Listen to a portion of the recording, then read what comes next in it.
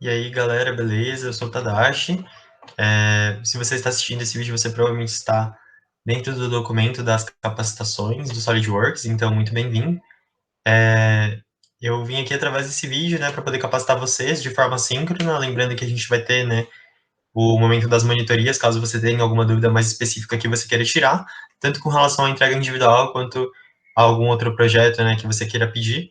Então, só ficar ligado no calendário, né, do nosso trainee, que está bem atualizadinho. E se você não está fazendo parte do trainee 2020/2, você provavelmente está muito perdido, mas é porque esse vídeo, né, o primeiro momento de uso dele está sendo utilizado nesse processo seletivo. Mas, de qualquer forma, bem-vindos, né? E eu vou começar compartilhando minha tela para explicar, né, um pouquinho sobre em qual das partes a gente está, né? Talvez você já tenha assistido algum vídeo antes. Então, só para contextualizar você certinho, de qual ementa, né, qual módulo você está assistindo.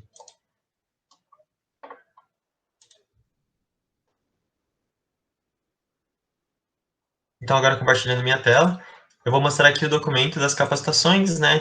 E a gente tem aqui uma explicação sobre o software. E agora a gente está entrando no módulo 1.2, né? Que a gente vai passar o mesmo desenho do desenhista de máquinas, né? Da parte ali do inflador. Então, você talvez já tenha assistido o vídeo do Sukita, né? O Henrique, passando a capacitação sobre a mandíbula fixa. E agora a gente está entrando no módulo 1.2 e a gente vai falar um pouco sobre a mandíbula móvel, que é essa pecinha aqui, a peça número 2, da página 214 do desenhista de máquinas. Então, eu vou dar um zoom aqui para ficar um pouco mais fácil de visualizar. E essa é uma peça razoavelmente básica, né? Então, a gente não vai abordar a questão do assistente de perfuração ainda nessa peça, que nem foi o caso da primeira peça que vocês fizeram com o Suki. Mas essa aqui é para a gente testar, né, nossas habilidades de desenho e também para a gente exercitar aquela ferramenta, né, de ver qual que é o esboço que faz mais sentido a gente começar, qual é a parte mais intuitiva, né, e qual é a forma da gente gerar menos correções no nosso desenho no futuro. Então, essa aqui é a mandíbula fixa, né, então eu vou até dar um zoomzinho maior para a gente conseguir isolar a peça, né, e talvez através desse desenho você esteja tendo algumas dificuldades, né, com relação a pensar como que isso pode ser feito, ou talvez para você ainda não esteja muito intuitivo como que você visualiza isso, né. Então, talvez o Sukita já tenha comentado, mas eu vou repassar de novo rapidinho. Essa aqui é a nossa vista frontal, que a gente chama, né, e a gente percebe isso porque ela tá, dessa vista tá saindo duas, né, vocês conseguem perceber, uma que tá vindo para baixo, né, que seria o que a gente chama de vista superior, né, nesse caso é um corte, e aqui a nossa vista lateral, né? Então a gente tem aqui a nossa vista frontal e delas parte as vistas auxiliares que a gente tem. Através dessa visualização fica um pouco difícil e justamente por isso, geralmente dentro dos desenhos a gente coloca uma vista isométrica, né, um desenho para facilitar. Então essa aqui é a peça que a gente vai estar desenhando, né? Então aqui ela está cortada, né, para facilitar a visualização interna. Então a gente percebe que ela é uma peça que tem um furo, né, que vem aqui, a gente já tinha percebido aquilo através do desenho, através das linhas paralelas, mas aqui a gente consegue entender um pouco mais sobre quais são as particularidades dessa peça, né? Então, ela tem um corte aqui, né, no formato de um triângulo, ela é praticamente um quadrado, né, um cubo, digamos, com um triângulo cortado, e dessa parte aqui de baixo sai uma forma um pouco diferente, né, uma forma um pouco circular, que talvez você já tenha visto, cujo nome é oblongo. Então, a gente consegue, né, entender um pouco melhor sobre qual é a situação. E só exercitando de novo, né, a vista que a gente estava vendo ali, a vista frontal é essa aqui. Então, só trazendo aqui para vocês conseguirem visualizar de uma forma um pouco melhor. Essa aqui é a vista frontal, né? Talvez vocês consigam enxergar um pouquinho melhor agora. E a gente vai ter a vista lateral, que vai ser justamente a gente vendo a peça nessa direção. Então, vocês percebem ali, né, que os furos, que esse furo aqui, que está aqui atrás, ele está tracejado, o que indica que a gente não está conseguindo ver diretamente o furo, mas que ele está presente na peça, né? Então, a gente consegue ver as três linhas verticais, né? Então, com o tempo, vocês vão começar a exercitar um pouco melhor essa vista dos desenhos, né? Talvez agora para vocês não esteja muito intuitivo, mas aqui a gente percebe, né, as três linhas que formam ali aquele triângulo na frente da nossa peça. E aqui, que nem eu comentei, né, a linha em pontilhado tem o furo que fica ali atrás. Agora, né, a gente já exercitou um pouquinho essa questão da visualização do desenho em si, e eu queria estimular com vocês, né, como que a gente poderia pensar nos processos de modelagem dessa peça, né? Então a gente falou um pouco sobre como que ela é, né? Ela tem duas formas, né? Então ela é praticamente um cubo com um corte e aqui ela tem um oblongo embaixo, né? E qual que é a forma mais intuitiva da gente fazer essa extrusão, né? A gente vai ter que extrudar essa peça. Então, qual que é a forma mais intuitiva da gente começar? Será que a gente fazendo uma extrusão nessa direção, né? Então, a gente desenhar um quadrado, um retângulo e extrudar nessa direção? Ou será que é mais intuitivo a gente fazer, né, esse perfil aqui e extrudar uma vez só, né? Porque se a gente fizer nessa direção, ela vai ser uma peça que vai dar certo, só que a gente vai gerar um processo a mais, né? Talvez vocês percebam. A gente vai fazer um sólido e a gente vai ter que cortar, né? A gente vai ter que vir aqui nessa vista lateral e a gente vai ter que vir na vista frontal, perdão, e vai ter que desenhar esse formato triangular e cortar até o outro lado. Se a gente pega na nossa vista frontal e desenha esse perfil e a gente extruda, né, esse comprimento aqui, a gente já tem a nossa peça, né, a parte superior dela completa. Então, qual é o processo que a gente deve escolher? O 1 ou o 2? Vou deixar um tempinho para vocês pensarem. Isso mesmo, a gente deve escolher o processo número 2, porque a gente economiza, assim, algum passo, né? E é sempre importante a gente pensar, né, em qual formato vai gerar menos processos, vai ser o processo mais simples. Então, por isso mesmo, a gente vai, dentro desse desenho, começar, né, fazendo o esboço dessa parte lateral aqui, e daí depois eu abordo, né, a parte ali do oblongo. Então, eu já estou com o meu SolidWorks aberto aqui, e eu já vou começar, né, a trabalhar junto do desenho. Então, novamente, né, só relembrando essa interface inicial da plataforma do SolidWorks, e a gente vai abrir aqui parte, né, que seria a gente vai iniciar uma peça, né? Então a gente vai abrir aqui parte.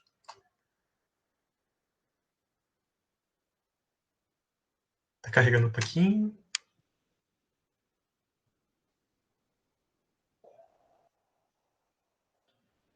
Só um momento. Tem que ter paciência com o SolidWorks porque ele é sensível. Show. A gente abriu, né? Então essa é a interface inicial. A gente pode dar inicialmente, né, um Ctrl 7 para ficar na vista isométrica caso você queira. E a gente vai abrir aqui as opções de esboço, né? O meu SolidWorks está em inglês, mas dependendo, né, da língua que você estiver usando, talvez fique mais fácil. E eu vou clicar no esboço. Consequentemente, vai aparecer os três planos, né, que eu tenho disponível. Então, o plano frontal, o plano direito e o plano superior, né? Então, essa aqui está na vista no plano que a gente não costuma utilizar, né? Então, como eu tinha comentado no desenho, a gente geralmente usa a vista frontal essa, né? A gente usa o lateral esquerdo e enfim, são vistas diferentes que a gente costuma utilizar, né? Mas, para facilitar, né, para a gente ter a mesma forma de visualização, eu vou escolher esse plano, né, que seria o plano análogo ali que a gente comentou, para fazer o meu esboço. Então, de novo, né, eu abri um esboço e eu tenho que selecionar o plano em que eu quero que isso aconteça. E agora, né, eu já estou aqui com a interface, o eixo Y está voltado para cima, o eixo Z está para lá, e o eixo X está vindo na minha direção. Então, agora eu posso começar a pensar no desenho, né? E quando a gente está fazendo isso, é sempre importante a gente pensar onde que vai estar a nossa origem. A nossa origem, ela vai direcionar a todas as nossas referências, né? Talvez vocês já tenham pensado um pouco com relação a isso, mas eu posso começar, né, basicamente em qualquer lugar. Eu posso fazer um retângulo, né, com a origem aqui, então só desenhar essa peça nessa direção. Eu posso fazer ao contrário, eu posso colocar ela aqui, aqui, aqui, mas tem um lugar que é melhor. Qual que é esse lugar? Geralmente a gente coloca a nossa origem nos lugares em que a gente tem um furo, no lugar que a gente tem que posicionar algo com uma referência. Então aqui eu percebo que a gente vai ter que usar no futuro o assistente de perfuração. Então eu vou escolher a origem para ficar estrategicamente nesse ponto, para poder facilitar a vida do Novak, né, que num próximo módulo vai falar com vocês sobre o assistente de perfuração. Então eu vou pegar, eu vou selecionar esse ponto como a origem do meu desenho, e dele, né, eu vou começar a fazer todo o resto. Então eu vou fazer bem um esboço mesmo para poder mostrar para vocês as relações. Então basicamente o que eu vou pegar, né, eu vou pegar uma linha, eu vou começar daqui até aqui, e eu vou fazer esse esboço de uma forma qualquer mesmo, né, sempre mantendo as relações. Então, ó, a gente fez uma linha de qualquer tamanho, aqui ele está aparecendo eu imagino que vocês estejam conseguindo ver, né? Embaixo do lápis tem um quadradinho que está com um amarelo e um traço, isso indica que eu estou fazendo uma linha que está com um ângulo de 90 graus, né, formando um ângulo certinho. Então, eu vou colocar aqui, eu venho para cá.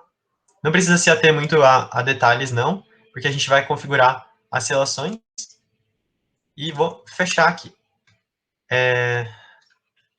Quando eu faço isso, o que acontece, né? A gente tem algumas relações que estão fixas, né? Então, esses pontos, eles estão como coincidentes, esses também. Só que, por outro lado, tem muitas relações que estão soltas, né? Então, se eu pegar e arrastar para cá, por exemplo, ele fica passeando, né? E por que que todas as linhas, elas estão azuis menos essa? Porque essa é uma linha que está, né, relacionada com a origem, ela está vertical com a origem, apesar de todos os outros pontos estarem livres, né? Então, assim que a gente colocar uma cota nela, a gente vai começar a definir certinho, né? Então, um ponto importante que a gente vai fazer é para garantir, né, que a origem do nosso desenho esteja naquela parte estratégica, eu vou selecionar aqui, então eu vou pegar, né, passar o mouse por cima da linha, até aparecer o pontinho amarelo, que é a metade dessa linha, e eu vou selecionar, já selecionei ela agora, e segurando o Ctrl, eu vou colocar em cima da minha origem. Quando eu faço isso, eu abro as relações que elas podem ter, e eu tenho, né, o ponto médio da minha linha com a origem, e eu quero que eles sejam coincidentes. Quando eu faço isso, eu travei uma relação, né, então eu defini isso de forma melhor, e agora, quando eu arrasto para um lado, os dois lados crescem, né, porque ela ficou fixa de fato. Agora a gente começa a adicionar as outras relações, né, então, visualizando aqui na peça, a gente percebe que o quê? Tanto esse comprimento quanto esse comprimento são iguais, e aqui eles dividem o ângulo de 120, só que, consequentemente, essas duas arestas são iguais também. Então, essas aqui são as primeiras relações que a gente vai colocar. Então, eu vou selecionar essa aresta, segurando Ctrl ou Shift, vou segurar a outra, e como eu tô vendo, né, que são duas linhas, eu vou colocar que eu quero que elas sejam iguais. Então, com isso, elas vão ter, a partir de agora, o mesmo tamanho, então, se eu aumento uma, eu aumento a outra também. Daí, que nem eu comentei, né? Antes de tudo, né? Primeiramente, tem gente que começa, né, a colocar muitas cotas no desenho inicialmente, só que isso não é muito bom, porque, por exemplo, se eu tivesse, né, que colocar uma cota nessa aresta aqui, né? Se eu tivesse que prender, estipular o tamanho dessa aresta, por exemplo, essa outra, como eu não relacionei ainda, eu teria que colocar duas cotas, vocês percebem? Sendo que, se eu configurar, né, para que essas linhas elas estejam colineares, né, elas estejam na mesma linha, eu coloco uma cota aqui e eu vou conseguir travar a outra, certo? Então, é isso mesmo que eu vou fazer agora, né? Então, eu vou colocar que elas são colineares, e agora, justamente, quando eu aumento o tamanho de uma, a outra aumenta também. O que a gente vai fazer agora é colocar a última relação, né, que a gente consegue. Então, selecionando as duas linhas, eu vou colocar que elas também são iguais. E a partir de agora, eu não consigo mexer de forma tão livre assim nessas arestas. E agora a gente pode começar de fato a ocultar, porque a gente sabe que o desenho está fixo da melhor forma que ele poderia estar. Então, basicamente, o que a gente vai fazer? A gente vai pegar, vocês conseguem ver, né, qual é o tamanho aqui dessa dimensão, com base no desenho? Dessa linha aqui até essa linha aqui. Vou dar um tempo para vocês pensarem, olhando um pouquinho para o desenho. Então, essa dimensão aqui, ela mede 26. Por quê? Aqui, dessa metade, né, da linha de centro até a parte superior, eu tenho 13 centímetros. Então, 13 milímetros, né, perdão. Então, duas vezes os 13 milímetros, né, de cima até embaixo, eu tenho os 26. Eu poderia ter feito essa peça de outras formas, né, eu poderia ter colocado uma linha de centro e espelhado, mas, enfim, não fiz isso. Mas eu poderia ter feito. Então, eu vou colocar, né, selecionar. Eu selecionei essa aresta, e como é que eu quero colocar a medida dessa aresta até a próxima, eu seleciono a outra, e arrasto aqui para o lado, e coloco a medida que a gente comentou, que são 26 milímetros. Isso é algo engraçado, né? Quando a gente coloca a primeira cota, a medida dela não aumenta, então ele adapta todas as outras medidas que você colocou, mas a partir de agora, se tiver alguma alteração significativa dentro das medidas da peça, ela vai começar a mexer. Aqui a medida, né, na horizontal é 26, então eu vou colocar essa medida também.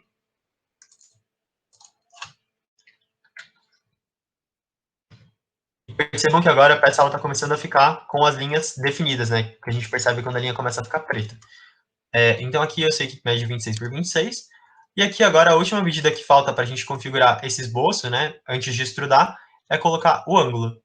Então, para configurar esse ângulo, eu seleciono essa aresta e seleciono a outra, e ele abre aqui já a medida do ângulo que eu quero colocar. Eu vou selecionar os 120 graus.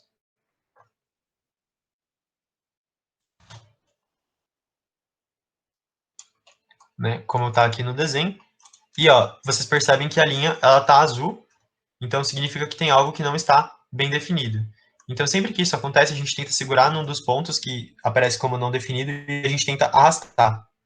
Então, ó, percebam que essa medida não está definida, tá vendo? Porque apesar da angulação estar, a gente consegue arrastar ela de diversas formas. Então, qual é a medida que falta?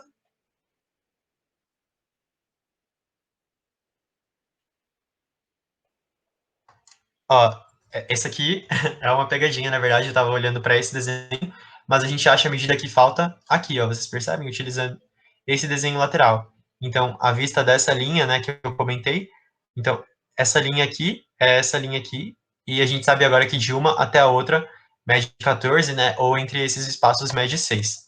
Então, agora a gente pode colocar a última dimensão que falta, que é justamente essa aqui, e a gente travou o nosso desenho, ele está totalmente definido, né, tá com todas as linhas pretas, né? Ele está muito bem definido.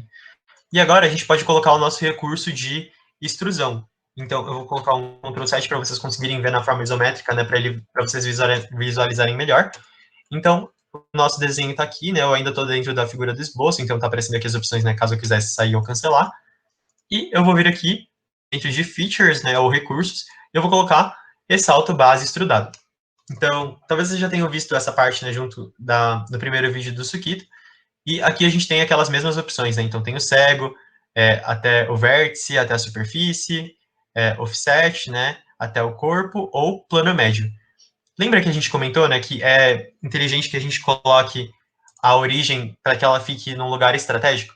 O lugar mais estratégico que a gente quer que ela fique é justamente no centro, né, da peça, que tem aqui a dimensão 40, para que a gente consiga posicionar o furo de forma mais rápida, lembra? Então aqui, qual vocês acham que é a forma da extrusão que a gente tem que colocar?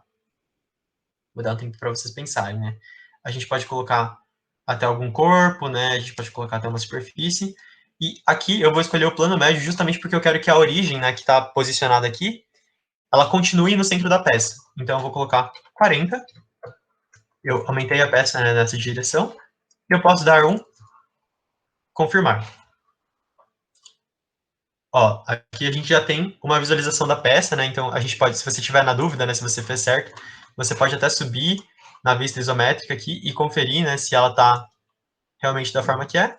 Aqui, como está numa angulação diferente, né, dá a impressão de que ela é menor, mas é isso mesmo, né? A gente está fazendo a peça de forma certinha. Então, beleza, né? E por isso a gente mostra de novo a importância de você saber essas relações de posicionamento, né? Qual é a melhor forma de você desenhar o esboço, certo? E aqui a gente já fez a nossa primeira extrusão. Talvez o Sukita tenha comentado, mas a gente não vai fazer as perfurações, né? A gente não vai usar os assistentes de perfuração ainda nessa capacitação. A gente vai passar as peças para o Novak para que ele possa explicar melhor para vocês depois. Mas é basicamente isso, né? E agora percebam que quando eu seleciono a minha origem, ela está exatamente no lugar em que eu vou ter que posicionar o centro do furo. Então eu facilito, né, a minha vida no futuro na hora de posicionar. Beleza? Então eu posso dar um Ctrl 7 de novo, né, para estar na vista isométrica. E agora, aqui na face inferior da nossa peça, a gente vai ter que desenhar essa configuração, né, que a gente, como eu já comentei, ela chama oblongo. Então, a gente já ensinou para vocês os comandos, né, então se vocês clicarem em Ctrl e a série de números, ele vai trocando as vistas, né, caso você não queira clicar, né, e segurar o scroll do seu mouse e mexer, que daí você consegue girar assim. Caso você não goste muito dessa visualização, você pode ir clicando, né, então eu cliquei Ctrl 7, eu vou para a isométrica, assim, por exemplo, Ctrl 3, né, eu inverto o lado, Ctrl 4, 5 a superior, e 6 a inferior, que é a vista que eu quero. Então percebam, né, que agora a gente saiu, né, da vista que era isométrica, e foi como se a gente fizesse isso, né, então eu vou selecionar o Ctrl 6 de novo, e estou na vista inferior, e agora o esboço que a gente vai fazer é nessa face específica, né, então eu vou selecionar essa superfície que eu quero aqui, e eu vou abrir um esboço nela. certo? Então, agora que aqui está selecionado, eu posso começar, né? Vou dar um Ctrl 6 de novo. E aqui agora eu consigo iniciar o meu esboço de novo. E aí, galera, perdeu a intromissão. Eu acabei tendo um problema na última gravação, então eu vou continuar de onde eu parei. Então, basicamente, só relembrando, a gente selecionou a face inferior, né? A gente deu aqui um Ctrl 6 para selecionar a face inferior para abrir o nosso esboço. E a gente sabe que o esboço está aberto porque está aparecendo as duas opções aqui do lado. Então, eu vou dar um Ctrl 6 e vou abrir novamente o desenho que eu sei que a gente vai ter que utilizar. E percebam, né, que a interface que vai ter que ter aqui na face inferior, ela é essa interface de oblongo. Uma coisa que vocês têm que tomar cuidado é qual é a direção que o oblongo ele tem que estar. Ele vai estar, né, olhando aqui na horizontal ou ele vai estar na vertical? Observando o desenho. Vou dar um tempo para vocês pensarem. Com relação a essa face, percebam que ele vai estar na vertical, certo? A gente tem aqui a vista, né, frontal, que a gente comentou, que é como se a gente estivesse vendo a peça nessa direção, certo? A gente está olhando a peça por aqui. Então, o oblongo ele tem o comprimento maior nessa direção. Então, quando a gente dá o Ctrl 6, o oblongo ele vai estar aqui, certo? Talvez vocês tenham percebido. Se vocês tiverem dificuldade de ver com o tempo, vocês vão pegando o jeito. E agora, né, basicamente, para a figura do oblongo, a gente já tem um esboço específico para ele. E a gente tem algumas opções, né, diferentes que a gente pode colocar. Então, com relação ao esboço, a gente pode colocar para selecionar dois pontos e abrir. Vou clicar no ESC para poder selecionar. A gente pode selecionar, né, tipo, um arco de 3 pontos e abrir, né? Tipo, a gente seleciona o terceiro e abre, então ele tem essa opção diferente. Vou clicar no ESC de novo. E tem várias opções, né? Percebam de como que a gente pode elaborar o nosso oblongo. A opção, nesse caso, que é a mais recomendada, é a de você selecionar o centro, né, da face que você quer, até uma outra linha. Então, aqui só para vocês saberem mais ou menos o posicionamento, né, que a gente vai fazer, caso vocês queiram posicionar alguns deles, né, o alinhamento ele já aparece automaticamente, né, então, por exemplo, nesse caso ele está pegando ali com relação à origem que a gente colocou, ele já está traçando uma linha vertical. Ele não está puxando a linha horizontal, então, Tadashi, como que eu posso fazer, né? Eu posso passar aqui o mouse por cima da aresta, né, e quando eu arrasto para lado, a partir de agora vai começar a aparecer as duas linhas, né? Então, provavelmente depois que a gente posicionar, a gente vai ter que fixar ainda, né, de alguma forma, para garantir que a figura não está se mexendo, mas dessa forma a gente já garante um posicionamento mais efetivo. Então, vocês viram, né? Eu cliquei aqui, cliquei até aqui, arrastei e ele já está na interface, né, na direção que ele vai ter. Aqui agora é importante a gente trabalhar com os posicionamentos, né? Lembrando que a gente sempre vai colocar as relações antes de colocar as medidas. Então, esse ponto, né, da linha de centro aqui do oblongo, eu quero que ele esteja. Qual é a relação que eu quero que esteja com a linha de centro da aresta aqui?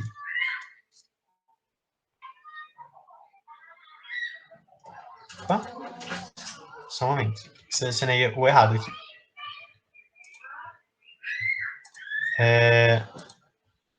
Selecionei o ponto com relação a outro ponto. Certo. Qual que é a relação que eu quero que eles dois tenham nesse caso? Eu quero que eles estejam posicionados de forma horizontal, certo?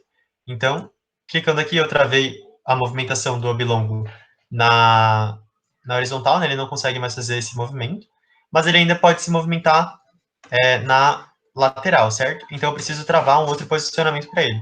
Então, de novo, né, eu posso pegar a linha, eu posso pegar o ponto, né, que está ali no centro, e pegar, por exemplo, com relação à minha origem. Eu colocando um posicionamento vertical, eu travo o meu oblongo, né? Então agora ele não consegue se mexer para os lados. E agora chegou a hora da gente colocar, de fato, já as dimensões, né? Então, o oblongo, ele tem um tipo de posicionamento aqui. Quando você coloca, né, o raio, percebam que esse raio, né, como aqui a gente tem uma semicircunferência, o raio é a distância de uma face até a outra, né? Percebem? Então, a gente vai colocar o raio 7 e a distância entre as duas semicircunferências de 6. Então, posso vir aqui. O raio, eu quero que ele seja 7. E a distância, né, entre as duas semicircunferências, eu quero que ele seja 6. colocando isso, meu bilongo ele tá completamente travado, né? Então, ele tá com as linhas pretas, o que mostra que ela tá bem definida. E agora o que a gente precisa saber o quanto a gente vai ter que extrudar essa face do bilongo para baixo, certo? Então, observando aqui, você pode pensar, né? Ah, a gente vai extrudar 13, né? Só que tem que tomar cuidado porque essa medida de 13, ela tá se referindo aqui a uma configuração do furo, perceba, né? Então, a gente tem que saber direitinho em qual dos desenhos a gente vai olhar. E nesse caso, a distância, né, que a gente vai extrudar é o 14 que está nesse desenho aqui na vista lateral. Então, toma cuidado sempre quando estiver olhando nos desenhos. Beleza? Então, aqui eu posso colocar um Ctrl 7 só para ficar mais fácil da gente visualizar, né? Então, a gente percebe que o bilongo está, de fato, ali na face inferior. Eu posso selecionar, né, o ressalto base extrudado, que foi aquele recurso que a gente utilizou da última vez. E agora, qual é a configuração que a gente vai usar? Será que faz sentido utilizar plano médio para esse, que nem a gente utilizou da última vez? Será que faz sentido a gente utilizar o cego? Será que será que faz sentido a gente colocar até alguma superfície? Nesse caso, como a gente sabe que o comprimento dele é 14 certinho, né, um comprimento específico em uma direção só, a gente pode selecionar o cego 14. Então, colocando aqui, a gente pode, né, visualizar para ver se ele está na interface certinha, e percebam que, né, a gente pode, comparando com o desenho ali, perceber que está correto. Então, eu vou confirmar, e dessa forma, a gente tem, né, a nossa peça agora completa, sem a parte dos furos, né. Os furos vão ser feitos, né, pelo Novak, mas a gente ainda tem um último recurso que a gente pode utilizar dentro dessa peça, né.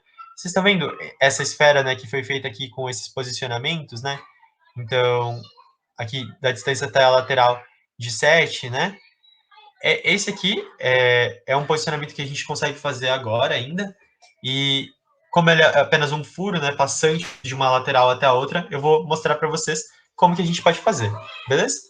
Então, basicamente, em qual das faces a gente vai ter que fazer o esboço desse furo, né, que a gente vai fazer? Vocês conseguem dizer qual que é?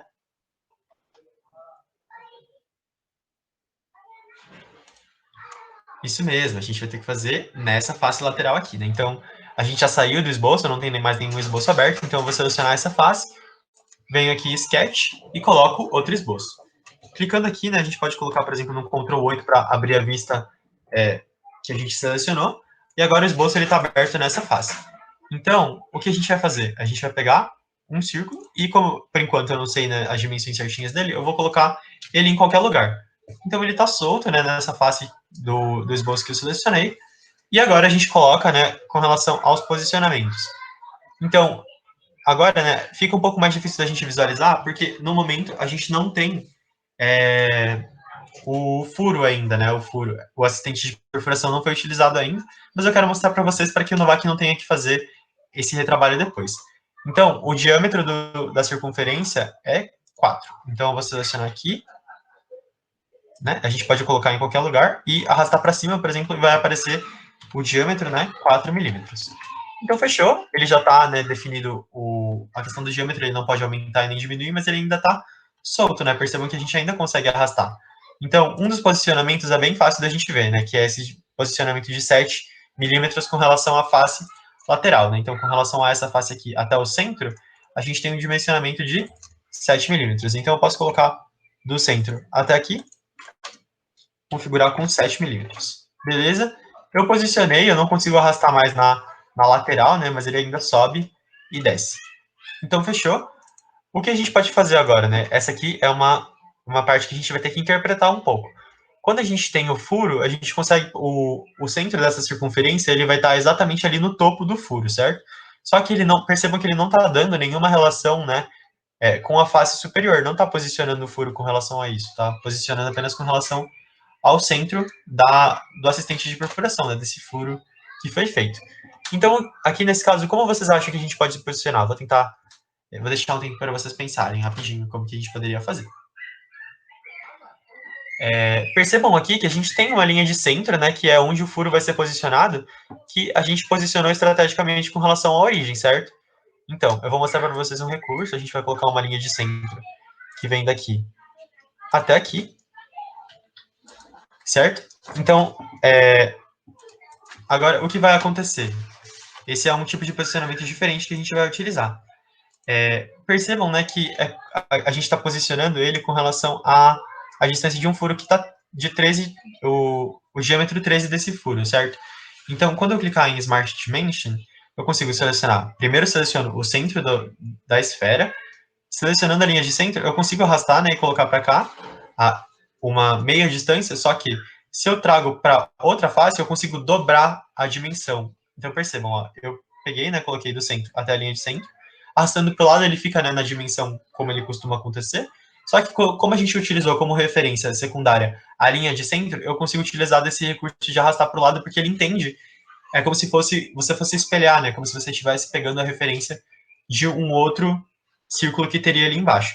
Então, colocando assim, já fica bem mais fácil da gente posicionar. Então, eu posso colocar 13, né, que é o diâmetro da circunferência que a gente vai utilizar de fato.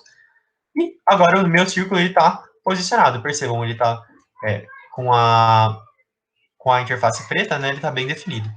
E agora a gente vai utilizar o recurso de corte extrudado. Então, talvez vocês tenham usado já, né, no primeiro desenho com o Sukita, né, da mandíbula fixa. E agora na mandíbula móvel, né, a gente vai utilizar ele de novo. Então o esboço ele ainda está aberto, né, a gente percebe porque os dois recursos estão utilizados aqui. E eu vou utilizar...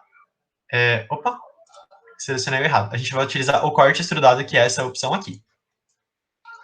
Aqui a gente tem, né, da mesma forma que na extrusão, a gente tem no corte extrudado algumas opções. Então eu posso colocar ele for all, né, que seria o passante. Eu posso colocar ele cego, então colocando o comprimento, né, certinho que nem a gente faz na extrusão. Só que nesse caso não é o posicionamento mais inteligente, porque pensem assim, a gente sempre tem que pensar em qual dos processos corre a menor chance de gerar um erro no futuro, né? Então, supondo, a gente tem atualmente, né, essa dimensão que é de 40 milímetros, mas supondo que esse projeto, essa modelagem, ela passe por uma reformulação e a gente tenha que corrigir o comprimento lateral dessa peça. Então, a gente muda, né, e a gente troca para 42, supondo. Se eu utilizar do recurso de corte extrudado cego, e aqui tiver 40, eu vou ter que fazer duas alterações na minha peça. Então não é muito eficiente, não é muito inteligente. Então, nesse caso, quando a gente, né, quer que a peça atravesse de um lado para o outro, um recurso que a gente pode utilizar é até o próximo, por exemplo, nesse caso. Então, colocando até o próximo, eu sei que, independente do tamanho da peça aumentar ou diminuir, ele vai chegar até a próxima face, né, até a próxima dimensão e vai parar ali. Ou até melhor, nesse caso, a gente pode colocar até uma superfície. Então, colocando até uma superfície, eu seleciono a face que eu quero que ela vá até todos os momentos e da mesma forma ela vai selecionar, né? Então, aqui explicando um pouquinho, né, sobre o que significa cada uma dessas direções, etc. Então, esse aqui é o recurso que eu vou utilizar. E agora, concluindo, eu tenho um furo, né, que vai de um lado até o outro da peça, a gente consegue observar por aqui. E agora eu tenho a minha peça, né, a minha mandíbula móvel, sem os furos, né, sem a parte dos posicionamentos que vocês vão ver no módulo ali com o Novak mais para frente. Então, tá carregando aqui. Vocês vão ver aqui no módulo 2, né, de assistente de perfuração com o Novak. Então, agora, essa peça, ela está encerrada e algo muito importante que a gente precisa lembrar sempre de fazer, que eu não fiz até agora, por sinal, é sempre de salvar a minha peça, né? Então, eu vou colocar aqui, a gente geralmente coloca, né, organizado dentro das pastas de projetos, mas eu posso colocar em qualquer lugar. Então, eu vou criar, por exemplo, uma pasta na minha área de trabalho. Eu vou colocar, né, na pasta de mandíbula móvel para a gente já ir na pasta do torninho, né, na verdade, que é esse projeto que a gente está fazendo, para a gente ir salvando, né? E essa aqui é a peça mandíbula móvel. Eu já salvei, né? Então, agora, as configurações gerais, né? A modelagem, eu sei que caso meu computador feche, né? O SolidGen é um programa um pouco pesado, então caso meu computador feche, eu não vou perder. E agora a gente consegue colocar algumas últimas definições, né? Que eu queria mostrar para vocês. Então, aqui, essa é a peça 2 no desenho. Então, observando aqui na tabela de componentes e materiais, eu consigo observar qual é o material. Então, é um aço 1020, né? E, então, eu vou colocar aqui, né? Talvez você já tenha visto isso no curso com o Sukita. Então, eu vou selecionar material, né? Eu vou clicar aqui com o meu botão direito do mouse e selecionando editar material, ele vai abrir uma lista de materiais que a gente consegue colocar, né? Então, aqui eu consigo selecionar, né, as opções, né, tipo de aço é o que mais possui, então eu vou selecionar o aço 1020, vou aplicar e tá feito. Agora a minha peça, ela tá configurada com o material certinho do aço 1020 que a gente vai utilizar. Vou salvar a minha peça pela última vez, e é basicamente isso da primeira do primeiro módulo, assim, né, do módulo da mandíbula móvel. Se vocês tiverem alguma dúvida, lembrando, né, a gente vai ter a parte das monitorias, então é só vir falar comigo, né, é só vir falar com o Novak ou com o Sukita, as pessoas que estão organizando o curso. E era isso, galera, muito obrigado, espero que vocês tenham conseguido aprender as ferramentas dessa aula. Até mais!